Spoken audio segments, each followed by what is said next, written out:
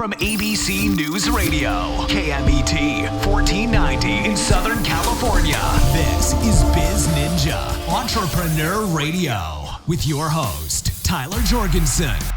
Welcome out to BizNinja Entrepreneur Radio. I'm your host, Tyler Jorgensen, and today I have something really special because there is not a lot of people that are repeat guests on this show. So over a decade of doing this show, only a handful of people have made it out twice, and that's because Jeff Rosenblum has written another amazing book, this one called Exponential. If you haven't watched his episode from 2017, where he talks about his book, Friction, still one of my favorite books, probably the coolest marketing coffee table book I've ever had. But we're excited to talk about Exponential and transforming your brand by empowering instead of interrupting. Welcome back to the show, Jeff.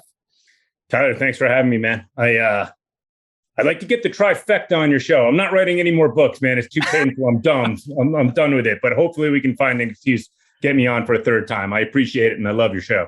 I love talking to people who implement and execute as well as you have, because you're a founding partner of an amazing agency called Questus. You've written a couple of books. This book is really special because you're donating all the profits to charity. What made you decide to do that? I think it's really two reasons, which is one, we do believe in the power of businesses to make the world a better place. We started that with our first documentary all about the future of advertising called The Naked Brand. And we just wanted to practice what we preach is the first reason. The second reason, honestly, there's so much shameless self-promotion that goes on with a book, and it just feels disgusting. So it feels better when I'm donating money to charity. I love that. It just keeps you in an ethical place of peace, which is good. You're promoting for someone greater than yourself, which is so cool. So transforming your brand by empowering instead of interrupting. Who was this book written for? Great question. I think it's for anybody who works in advertising, is the low-hanging fruit, or anyone who works in anything related to marketing and sales. But the way we see it is advertising is going through a complete and total revolution, right? You can no longer get by with obfuscation. You can no longer get by with duplicity. You can no longer get by with like a clever 30-second spot. People can see right through companies. They know what's real. They know what's fake. So it can work for anyone who works in leadership, culture, management. It works for CEOs, CFOs, business owners, people on Wall Street, people on Main Street. Because the point of the matter is everything is being changed right now. Everything about business is different. If we think we can build brands the old way with superficial messages and interruptions, we're going to go out of business quickly. Seems to be a repeating theme right now on the show over this last year, the transparency that's happening in business, because the average consumer is so much more aware of how marketing works. Even if they can't put it into words, they know it now intuitively, right? And so they're aware of hooks and clickbait and these things that they used to get tricked by, right? And so things are changing. And so you're talking a lot about shifting. I love there's a bullet point here: produce exponential growth by shifting from interruptions to empowerment. What does that mean? Shifting from interruptions to empowerment. Yeah. So I've always been obsessed with brands that dominate the competition, brands that grow exponentially. If you look at the stock price of some of them, you can see it, right? Apple, Amazon, Google. It's not about technology. What these companies are doing, and you see it in lots of categories, it doesn't need to be technology. What they're doing is they're improving people's lives one small step at a time. And they're using all of that data and all that creativity and content and storytelling to bring that to life. The old way is, I'm just going to interrupt you. I'm going to buy a bunch of TV ads. Or now digital came along. So sort of TV ads turned into pre-rolls, and print ads turned to banner ads, junk mail turned to spam. Social media came along. It's like cat memes and ice bucket challenges. No, the fundamentals of business have changed. And if you improve people's lives, you will grow exponentially. So there's an old saying that comes up on this show every once in a while that if you build a better mousetrap, the whole world will be down a path to your door. I've never agreed with it because people have to know about the mousetrap first, yes. Right? So, but what you're saying is that if you can create improvement and actually a higher quality of life, and then let people know about that, right? Then they're going to build, and that's where you can start to build like brand evangelists. Talk to us a little bit about that. Like, what's the difference between the type of content that used to happen and the type of content that needs to be created going forward? Yeah, man, you just got to the heart of the matter. Let me get to the exciting part, and then we'll get back to traditional advertising. Okay. The exciting part is exactly that. Build brand evangelists, right? These are the people that are at the restaurant, the bar, they're around the campfire. Yeah, they're on social media, they're on Amazon. Those recommendations are up to 12 times as trusted as your typical paid ad. 12 times. So the number one rule of advertising, and it's really ironic, is the more evangelists you have, the fewer ads you need to buy. So we should wake up in the morning thinking less about how do we find our target audience? How do we interrupt people at the lowest cost? How do we have the most clever ad out there, and figure out how do we bring meaning and value and create those conversations and create those evangelists? But to your other point about the mousetrap, this is not to say that advertising is dead. That false eulogy has been written before. Advertising can still do incredible things. TV, print, radio, podcast, digital, you name it. It does world-class stuff. We're just asking it to do too much. You still need to do it. Like another way of looking, instead of the mousetrap, we call it a candy store in the desert, right?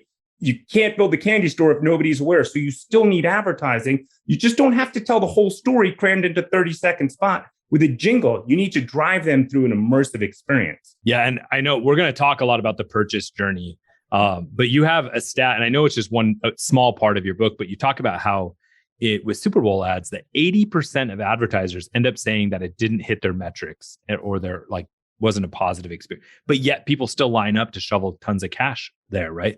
Why do you think that it's both ineffective overall, yet still such a big part of our culture? Oh man, another one. Great questions. You're getting right at the heart of the matter and how bananas this whole thing is. So look at Ad Age magazine, look at Adweek magazine. And even if you're not in advertising, you're just in business, it's important to recognize what goes on. When the Super Bowl comes around, the entire industry, that's all we focus in on, is Super Bowl advertising. Ad Age gives itself up to all these folks. And in some ways, yeah, it actually is pretty crazy, because there's an advertising orgy going on. This never happens anywhere else, right? The game comes on, everybody grabs their best friends, their family members, a cold beer or a soda, and you watch the ads. That doesn't happen anywhere. We run away from ads except for there. But then the next set of ads comes around and we kind of watch. And then the third comes around, like, yeah, I'm watching the football game. I'm eating chicken wings. I'm having a good time with my friends. We're barely paying attention. So Ad Age ran that article, all caps. 80% of Super Bowl advertising doesn't work.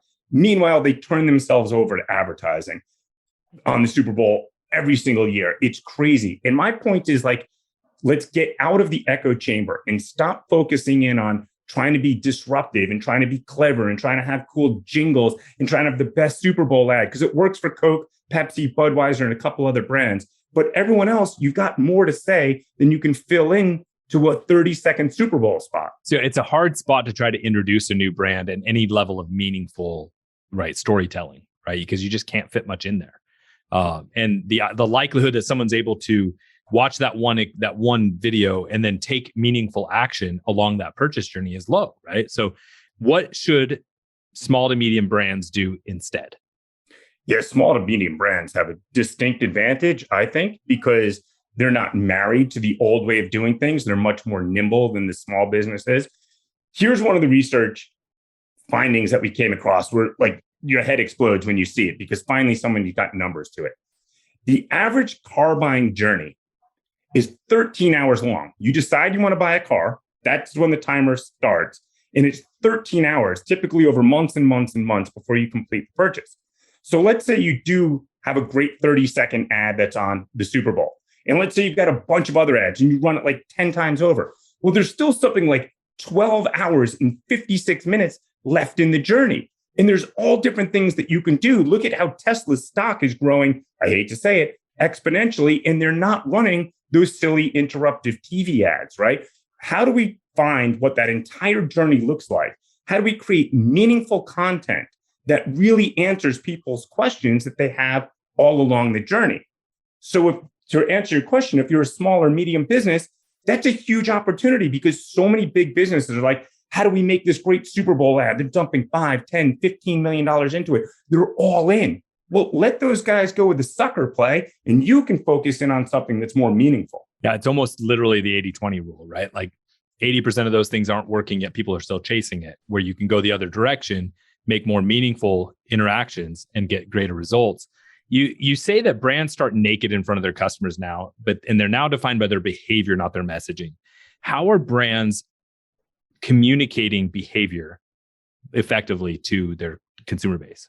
Yeah, another cool finding we came across is there's over 500,000 brands on the planet right now, right? That book summarized it perfectly. The world is flat. If you've got a good idea, you can find a programming team in Israel, you can find a logo developer in Brazil, and you can build a brand overnight. I think when COVID hit, there was something like 10,000 brands alone on like Grubhub type services. So in advertising, we always talk about differentiation. And I think differentiation is now being replaced by execution. Sure, you still want to try to be different, but can you really find that empty space when there's 500,000 brands? Really, it's about executing. So there's obviously this big trend. Simon Sinek brought it around, like start with why. What's your brand purpose?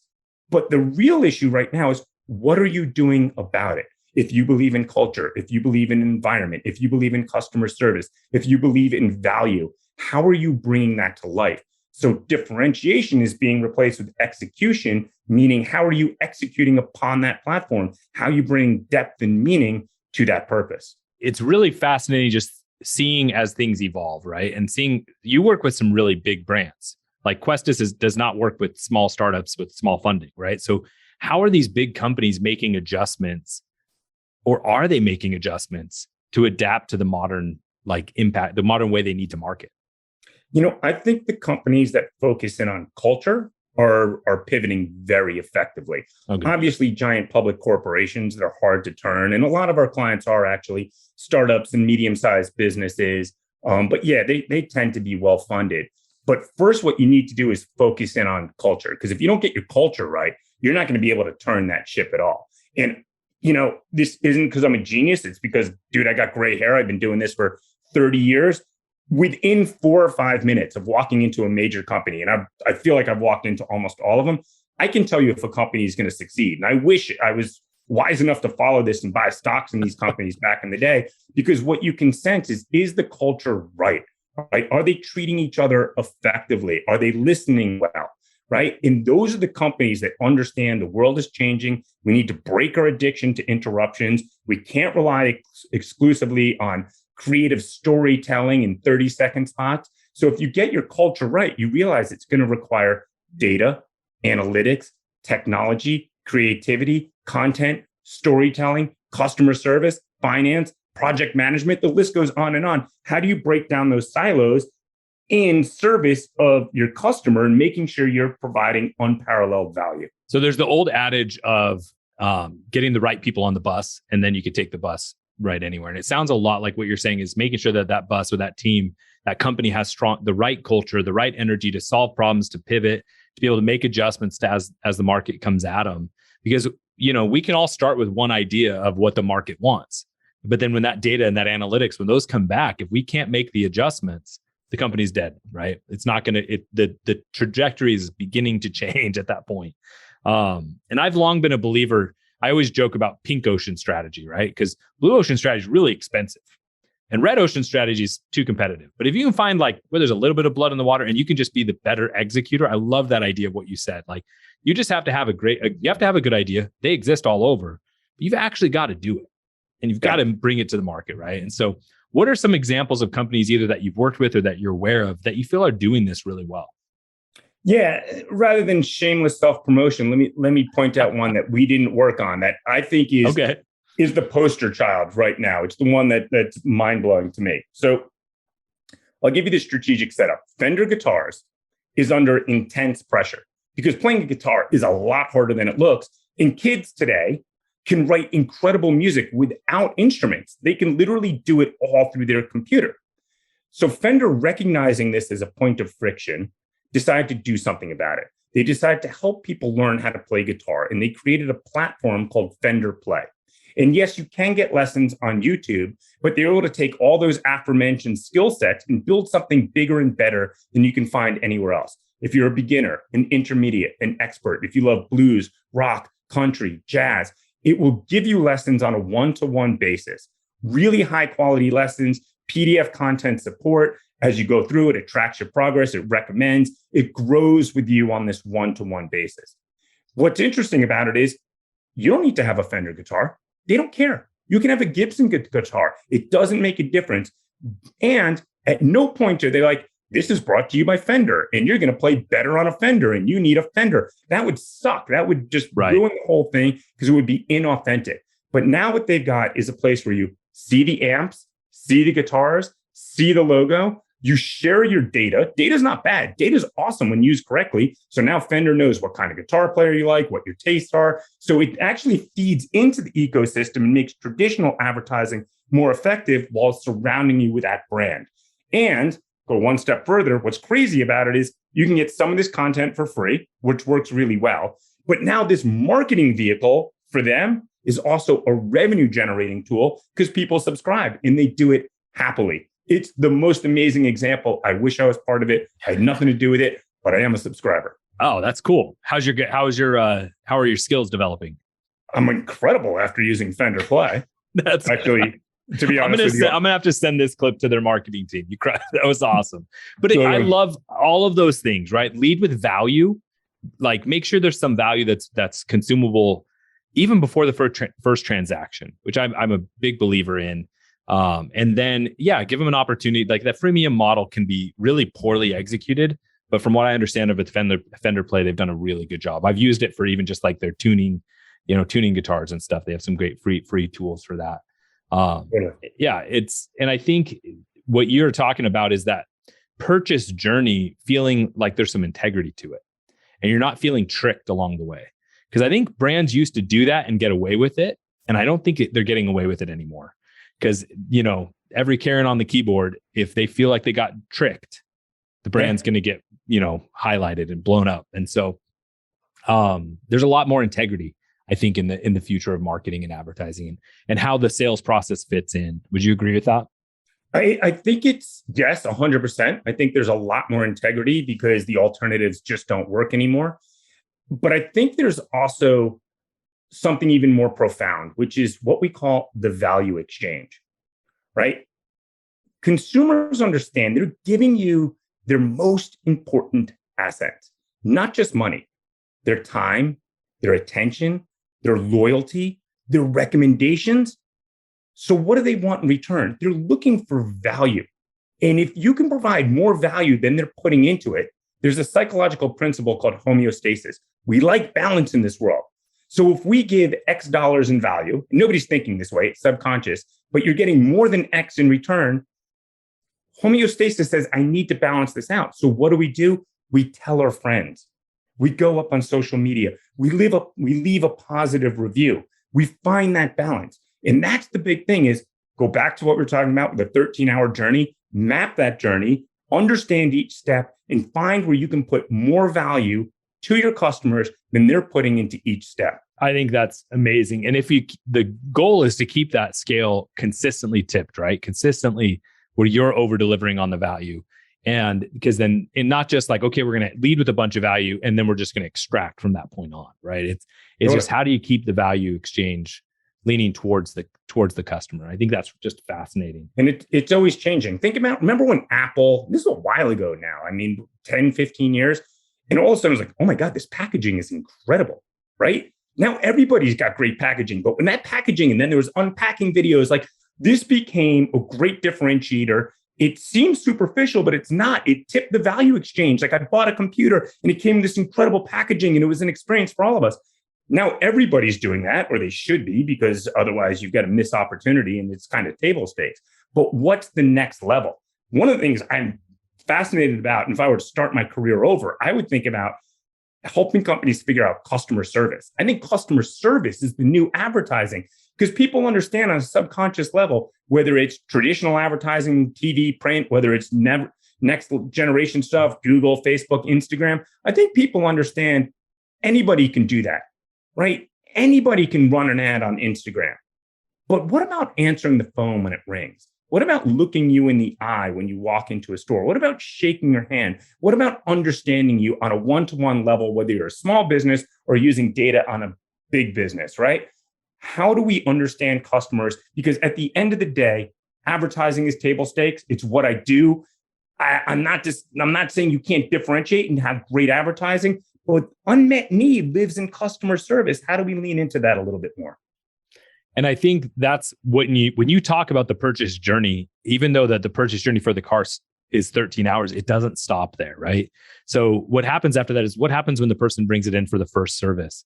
What's their experience with the first time that something doesn't go perfectly in that car? Because those are the things that they may have had a great experience, but now if they feel trapped in something they don't love for 5 years because the post-purchase experience is poor, like that advertising won't work, right? Those referrals all stop. Those reviews all fall apart. And so I think if that sounds like what you're talking about is that customer service after the fact, it has to be on par or better. It has to continue to improve, right? And that value differential has to continue to be leaning towards the customer. I absolutely think that's the future of business, is that the customer, it's not that the customer is always right, but it's that the customer is always valued, right? The customer is always important. Yeah, I mean, that's the problem with advertising. And now it comes full circle to the beginning of our conversation is advertising is traditionally focused in on how do I acquire customers, right? And it's usually focused in on how do I use some interruptions. What I think is we just need to broaden our lens a little bit. It can still be about that, but let's look at the entire life cycle that you have with that customer and focus our primary metric on how do we create evangelists? And through any tool required, right? Whether it's an interruption and a great 30-second video, fine. If that works, fine. Or maybe it's some customer service, or maybe it's an immersive platform like Fender. But stop focusing only on customer acquisition and look at the entire journey. Yeah, I fully agree. I think just being customer centric and really focusing on the customer and what they need is what has to happen, right? Gone are the times where you could manipulate the customer into pursuing or consuming the way you wanted them to do it. They want to choose their own adventure. Jeff, as you look back over your career, you say you got a few gray hairs. I see it as wisdom. What are some of the like challenges that you faced in your agency and in your growth and how did you overcome them? Like, what was the biggest obstacle you faced? Oh man, myself. There's your short answer.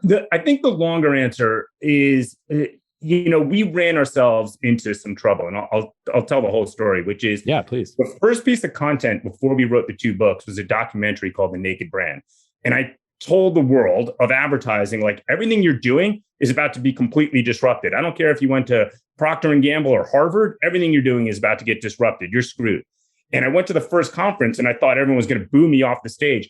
Everyone at the end, after we showed it, stood up, gave me a standing ovation because so many people get this and they're dying for someone to say, let's stop being superficial. Let's stop obfuscating. Let's do something with meaning. So they were stoked. So we entered a contest for Agency of the Year. We're a small agency. We're independent. I didn't even fill out the paperwork correctly. We went up against these giant public companies with like thousands of employees. We won. Next year, we're like, well, let's fill out the form correctly. We won again. So now we've got the documentary. We're Agency of the Year twice. We're on fire. And we started to grow exponentially. And you can see where the story's going, right?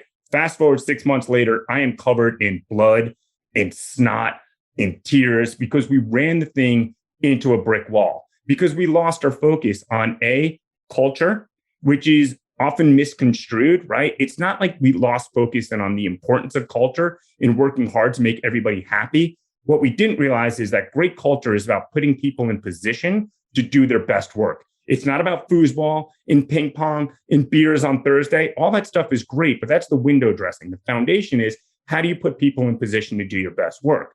And that means hiring not just A players, but A players for your organization and making sure that you're focused in on projects that are perfect for your organization. So all of that started slipping for us. We lost the quality of our work. We lost the quality of our relationships, our culture. We quickly saw it. We pivoted. We wiped off the snot and the blood and the tears. And we really focused in on a mission statement, which was, how do we build a place where positive, creative people can do their best work? And what that means from an action item standpoint is a dedication to recruiting extraordinarily positive and creative people. If you're not positive, naturally, I can't offset whatever your mom and dad did wrong growing up. Well, I don't want you in the house. Sorry. And I need you to be creative. I need you to look at even mundane challenges and come up with a creative solution and then put you in position to do your best work. That's what our leadership team has to do every day, making sure people have the right tools and the right opportunities. It has been probably one of the biggest things I've focused on after this past year is how do we lean into strengths instead of just trying to fix weaknesses, right? Like making sure people are in a position where they can build momentum fast as opposed to just constantly be facing challenges, right? Like it's great to overcome a challenge, but if every day starts as a challenge, it's really hard to be in enjoyment and right and build positive culture. And so this is how we did it. Let me expand upon that. Please. Because, through the snot and the tears, my business partner and I looked at each other and we're like, well, this doesn't feel good. What do we want to do? And what we realized is the strength of our agency, what made us happy, was literally just about being around positive and creative people doing their best work. So instead of having a mission statement like we're going to save the world, we're going to save the environment, we're going to save the world of advertising, that's a byproduct. We really just leaned into the strength of what we do is the people. And we said, how can we quickly become the LVPs, the least valuable players at the agency? And that's a nice little catchphrase, but I'm telling you, as a business owner and the people that I speak to, that's hard. It doesn't feel great to be the dumbest person at the shop, but we worked hard at it. And when you're there, it's incredibly powerful to know that you're surrounded by people that are a lot better than you on your best day. You said at the beginning when I asked that question that you were your biggest challenge. And I think sometimes we jokingly say that, but I think it's absolutely true. Like our own ego can stop us from our own opportunity and our own growth. And like being able to bury the ego and say, I need to not be the best person in the room. I need to be wrong more often, right? Like it's such an important part of accepting growth, right? And yet somehow we tend to hold ourselves back from it. Jeff, as we get here to the end, I believe that business and all of these things that we achieve are nothing if it doesn't help us build the life we want. What is one item on your personal bucket list you're going to accomplish in the next 12 months? Let's double back on that guitar thing. I'm going to learn how to not suck at guitar. All right. What's our metric? Is there a song you want to be able to jam on? Is like you want to be able to play at someone's birthday party? How do you know that you stopped sucking? That I love that question because there should be a goal. I think it's going to be more about the process than the results. And maybe there's a tangible takeaway for your business listeners. It's practice 30 minutes minimum every day. If you can grind out that process, whether you're focused on culture or guitar, you grind out that process every day. I haven't read the book, but I'm pretty sure this is what Atomic Habits is about. It's on my bookshelf, but grind out that process. And I'll look back in a year and I should be a halfway decent guitar player. Yeah. If you focus on consistent input, the output will come, right? So I love it. I think that's exciting. I'm going to check in with you in a year and see, I have to have you play a song for me, but, so great visiting with you again. I love the things that you shared. I fully agree with you on the future of advertising and marketing, and highly, highly encourage people to go check out Jeff's new book, Exponential. You can check it out at Exponential by Jeff Rosenblum.com. You can find it on Amazon and all the fancy places books are sold. Jeff, where's the best place for people to just learn more about you? The quickest and easiest is go to Questus.com, Questus.com. Awesome. And Jeff, it's always a pleasure to get to know you a little bit more and talk more. My BizNinjas, wherever you are listening, watching, streaming, it's your turn to go out and do something. Thank you for listening to BizNinja Entrepreneur Radio with Tyler Jorgensen. Please make sure to subscribe so you're first to hear new interviews and episodes. If you found this podcast to be valuable, please share it with a friend. Don't forget to visit our online dojo at BizNinja.com to claim your reward for listening to the show.